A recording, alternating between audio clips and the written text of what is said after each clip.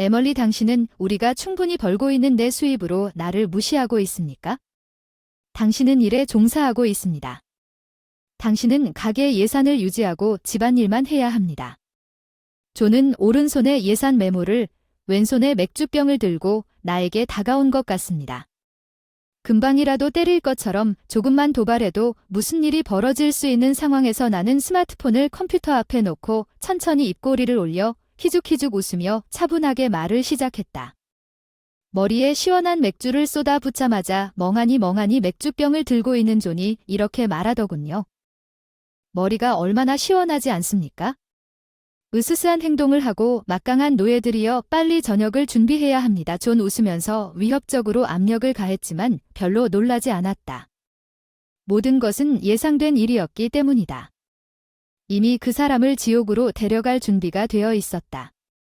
맥주에 몸이 젖어 벌벌 떨었다. 컴퓨터 앞에 놓인 스마트폰을 잡았다. 이제 됐다. 떨 차례야. 이것 좀 봐. 나에게 명령하는 지금 나 일하느라 지쳤어. 취미로 놀 시간도 없어. 존 투덜대며 스마트폰을 보다가 갑자기 창백해지더니 스마트폰에 나타난 것이 떨리기 시작했다. 아버지의 분노한 얼굴이었어. 자는 여전히 맥주병을 들고 있었고 나는 완전히 흠뻑 젖어 있었어. 확실히 아버지는 우리를 분명히 볼 수 있었어. 이봐, 이게 다 뭐야? 그 사람이 왜 여기 있니? 내가 일한다고 했어. 내가 알고 싶은 것은 왜 내 아버지가 나타나는지 스마트폰으로 아무것도 모르는 남편에게 인내심을 갖고 설명해야겠다고 판단했습니다. 집에서 아버지의 회사 일을 도와달라는 요청을 받았기 때문입니다. 일을 하다가 아버지와 영상통화를 하다가 그런 말을 한 번도 하지 않은 일을 뭔가 그래서 결정적으로 나는 이것이 그 사람에게 이렇게 보이는 것이 나쁘다는 것을 전혀 몰랐습니다. 자는 그의 목소리로 불평했지만 아버지의 화난 외침에 끊겼습니다. 존이 분명히 화난 아버지의 목소리를 듣고 존에게 말하고 싶은 다른 말은 없습니까? 움츠러들지 마. 이건 그냥 사소한 부부싸움이 아니야. 난 일을 마치고 집에 돌아왔는데 에밀리는 저녁 식사를 아무것도 준비하지 않았어. 난 단지 그녀가 주부로서 의식을 보여야 한다고 생각했을 뿐이야. 사소한 부부싸움으로 아내를 위협하고 그녀에게 물을 흠뻑 적셔. 맥주. 아버지의 목소리는 낮고 아이러니로 가득 차 있었습니다. 존은 서둘러 변명을 계속했습니다. 단지 사고였을 뿐이고 고의가 아니었습니다. 미끄러져서 맥주가 에밀리에게 떨어졌습니다. 나쁜 에밀리, 여기 말려야 할 이 수건을 가져가세요. 아니면 아버지에게 어필하려다가 감기에 걸리겠지. 존은 그런 남편을 무시하고 좋은 남자 역할을 했어. 아버지는 불쌍한 변명으로 그만 혼내기 시작했어. 내가 일부러 에밀리에게 맥주를 붓고 그녀를 노예라고 부르는 걸 분명히 봤어. 존은 마침내 멈췄어. 아버지는 변명하고 고개를 숙였습니다. 아버지는 실망한 표정으로 잔에 대해 이야기하기 시작했습니다. 잔, 이 누구 덕분에 회사에서 현재 직위에 오를 수 있었을까요? 제가 당신을 위해 우리 회사와 주선한 거래 덕분이겠죠? 그 친절함을 잊어버리고 지금까지 나를 군림하던 그 사람이 이렇게 쪼그라들었다니. 너도 회사에서 잘 해내고 좋은 성과를 거두고 있는 것 같아. 회사에서 보살핌을 받고 있는 당신은 상사에게 신뢰받고 부하들에게 사랑받는 당신에게 미래가 있을 것이라고 기대하고 있어서 아버지가 깊은 한숨을 쉬셨다는 것은 실망을 의미한다고 말하면서 나도 당신을 믿고 있었습니다. 칭찬인 줄 착각하다 아까까지 의기소침하던 그가 이제 고개를 들고 자랑스러운 표정을 지었다. 그렇구나. 다 너 덕분이야. 너희 회사와의 거래 덕분에 내 영업 실적은 최고야. 상사한테 애들을 받고 있어? 미래의 임원으로서 중요한 순간에 그렇게 뛰어난 파트너를 갖게 된 것은 행운입니다. 남편이 필사적으로 버터를 바르기 시작했지만 아버지는 그런 아첨에 감명받지 않고 침묵하며 다시 자신감을 느꼈습니다. 남편은 계속했습니다. 에밀리와 결혼했다. 일을 마치고 집에 오면 아무리 피곤해도 에밀리는 따뜻한 밥을 차려준다 생각만 해도 피로가 다 사라진다. 그래서 에밀리를 주부로 삼고 싶었는데 바로 그런 이유가 있다. 남자가 밖에서 온 힘을 다 할 수 있을 정도로 집안일을 완벽하게 처리하고 나를 챙겨주는 주부, 그는 말을 시작하면 막을 수 없을 것 같았고 그 대가로 이렇게 편리한 거짓말을 늘어놓는 방식은 놀라웠다. 충분히 벌고 에밀리는 일할 필요도 없고 그냥 집에서 집안일을 하고 내가 돌아올 때까지 기다리면 되는데 에밀리는 나에게 의지하지 않고 대신 일을 시작했다.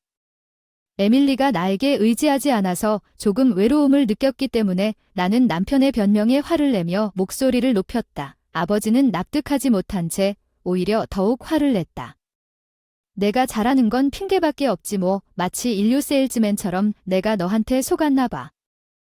그런데 세상은 그렇게 달갑지 않아. 그런 변명 따위는 통하지 않아. 결국 도금은 벗겨지고 할 말 있으면 나중에 들을게. 나 지금 바로 갈 테니까 아버지가 끊으신 엄숙한 말 준비나 해. 그 직후 일방적으로 전화가 온 남편이 나한테 돌아서는데 눈이 화나서 반짝반짝 이렇게 묘기를 부리고 있잖아. 들어봐. 아버지한테 다 틀렸다고 말하고 남편이 바닥에 들고 있던 맥주병으로 해명해봐. 맥주병이 바닥에 박살나면서 시끄러운 소리가 난다.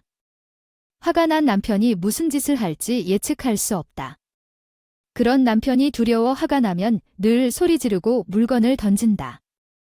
말대답하면 안 돼. 넌 내 소유물이니까. 내 아버지는 지금 보고 있지 않으니까 내가 하고 싶은 말은 뭐든지 할 수 있어. 노예를 이해한다면 사과 편지를 준비해둬. 내가 누구와 이야기하고 있다고 생각하는지. 나는 아무것도 쓰지 않을 거야. 내가 거절하자 사과 편지 남편이 결국 잃어버렸어. 회사에서 내 직위가 어떻게 되든 상관없다고 생각하는구나. 직업에 따라 생활이 달라지는구나. 너 같은 노예가 이렇게 좋은 집에 살 수 있고 밥도 먹을 수 있는 건 나 덕분이야. 맛있는 거 알겠니? 사과 안 쓰면 이혼하자. 확실히 후회할 거라고 말해도 돼. 평소와 다르게 내 불응은 남편의 분노만 증폭시켰어. 어떻게 살 계획인가. 날 떠나면 주부 노는 시간 못 살아. 일하고 나 없으면 거리로 나가. 후회하게 될 거야. 남편이 제일 좋아하는 대사가 나왔는데 일하니까 자기가 우월하다는 거만한 태도.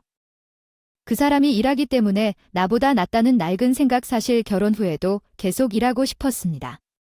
일과 수입의 성취감과 만족은 일을 통해서만 찾을 수 있습니다. 나는 내 일을 사랑했고 직장에서 필요했지만 남편의 말을 들었습니다.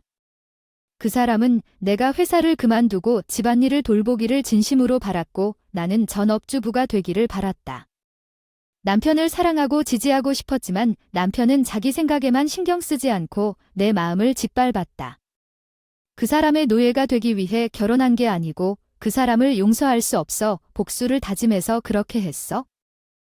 아버지 오시기를 기다리는 마지막 준비 10분쯤 지나서 아버지 도착을 알리는 초인종이 울렸다. 아버지가 거실로 들어오시기 전에 카메라에 숨이 차서 달려오셨나 보다. 남편이 나에게 마지막으로 경고했다. 준비 다 했어.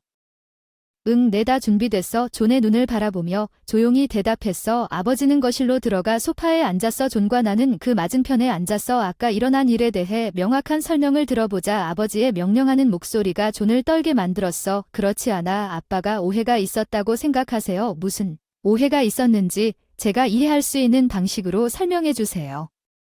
존이 사과하지 않자 아버지의 분노가 커졌습니다. 에밀리는 앞서 설명하고 싶었던 것입니다. 결국 제가 잘못한 사람은 에밀리가 아닙니다. 보여주고 싶은 것 탁자 위에 서류를 펼쳤는데 존 표정이 순간 바뀌었어요. 제가 탁자 위에 펼친 건 이혼 서류였어요. 변호사를 찾았는데 사과 편지 안 쓰면 이혼하자고 하더군요. 그래서 이혼 서류를 준비했는데 내 딸에게 정말 어떤 사람이냐고 하던 존이 예상치 못한 일에 당황해서 그런 게 아니고 그런 뜻이 아니었어. 그냥 에밀리에게 교훈을 주고 싶었을 뿐이야. 자기 일을 게을리하고 나한테 말대꾸하는 건 에밀리 월급 외에는 생활비도 안 돼. 그냥 주부의 취미인 것처럼 일하는 건 우리의 안정적인 생활을 유지해 줄 수 없어. 내가 고생하는 걸 보고 싶지 않아. 에밀리는 잠시만 머리 좀 식히고 잔이 걱정스러운 얼굴로 나를 쳐다봤을 것 같지만 더 이상 속지 않았습니다. 이것은 단지 피상적인 친절이었습니다.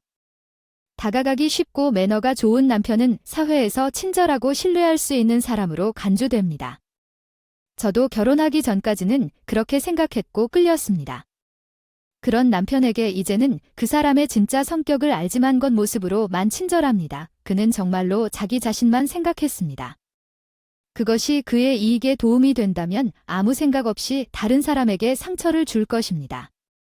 나는 더 이상 그의 노예가 되지 않기를 거부합니다.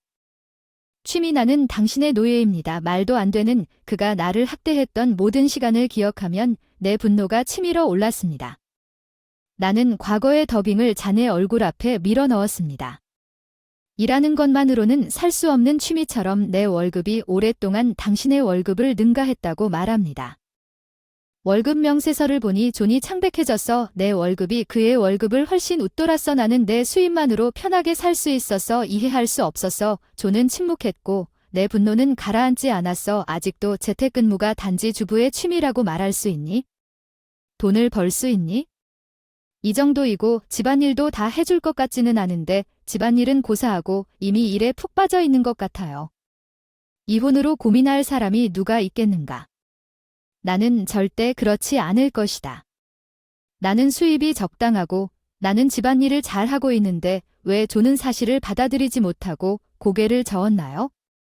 그는 항상 내 일을 단순한 주부의 놀이라고 일축해왔고 내가 자기보다 더 많은 돈을 벌 것이라고는 상상도 하지 못했습니다. 나는 아버지 회사에서 일을 돕고 있었습니다. 결혼 후 그 사람이 요구한 대로 당신은 완전히 나를 파트너로 대하지 않고 당신을 돌보는 노예로 대했습니다. 당신은 나에게 완벽함을 요구하면서 집에서 아무것도 하지 않고 스스로 속옷과 수건을 화장실에 가져오지 마세요.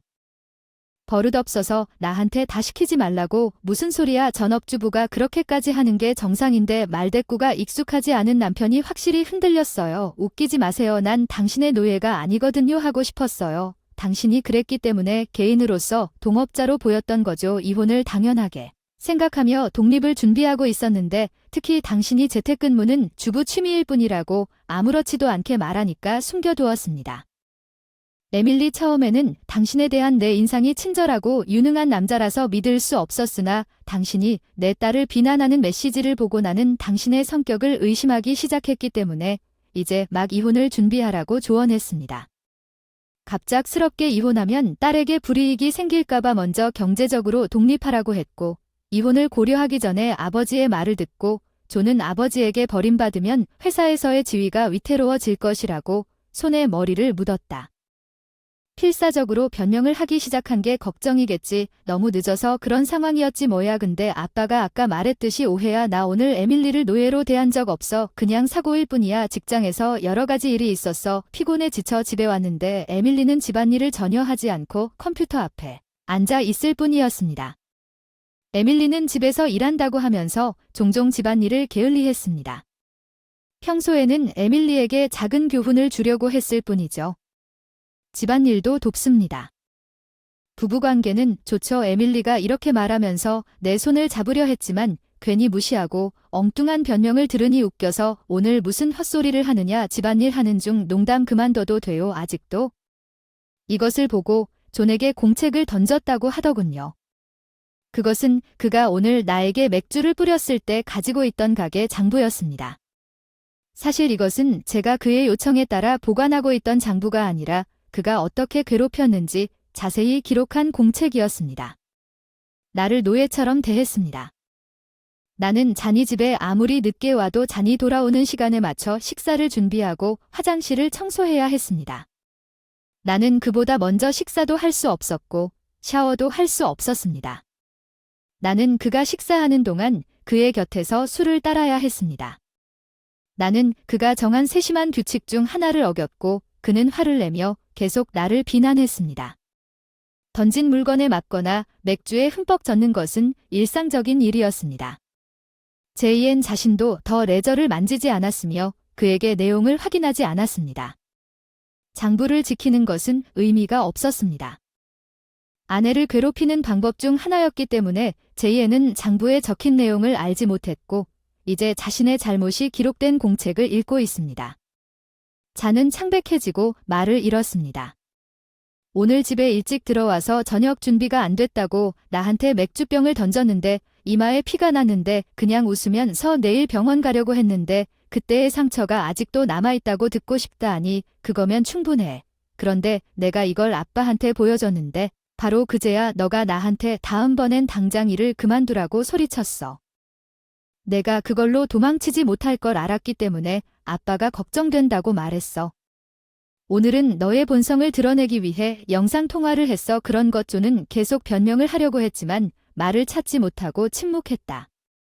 할 말은 없나? 나는 더 이상 내 변명을 듣고 싶지 않다.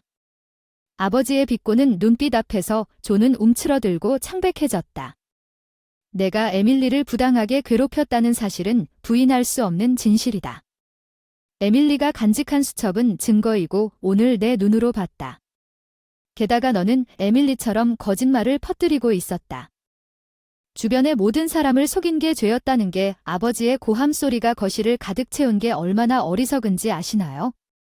존은 더 이상 변명이 통하지 않는다는 걸 깨달은 게 틀림없어 소파에서 일어섰습니다. 정말 죄송해요. 다 사실이에요. 제발 용서해 주세요. 너무 늦었기 때문에 아버지는 냉정하게 존에게 그런 행동은 내가 한 일에 대해 변명의 여지가 없을 것이다. 너는 내가 겪은 고통을 속죄해야 할 것이다. 에밀리는 너의 본성을 회사에 보고할 것이다. 적절한 조치가 취해질 것이다. 아버지 말씀을 듣고 존은 결국 무너지고 울었습니다. 존이 자기 생각만 했다는 말을 들은 후에도 회사에서 알면 제가 직위를 잃을 것이라는 점을 양해해 주십시오. 저는 정말 역겨웠습니다. 제발 부탁드립니다. 에밀리도 부탁드려요. 우리는 커플입니다. 무슨 말을 하는 겁니까?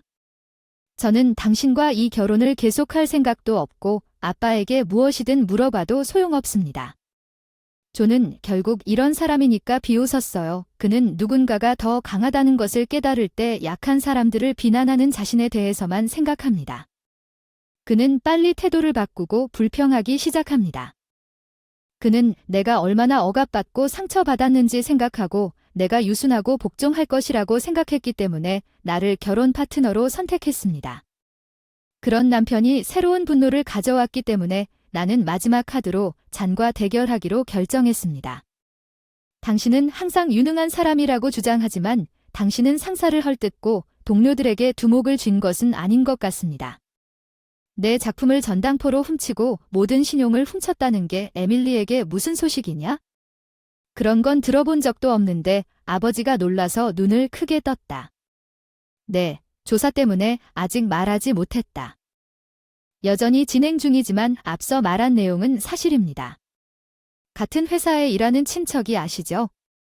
그 친척으로부터 내부 고발자가 있었습니다. 여러 명의 부하 직원이 엄청난 양의 업무로 인해 과중한 업무를 받아 계속 초과 근무를 한 것 같습니다. 일이 안 끝나서 소리 지르고 계속 습격을 당하기도 했고 동료들 중 상당수가 스트레스로 병에 걸리거나 그 때문에 그만두던 것 같다. 자세히 살펴보니 그의 본성이 드러났다.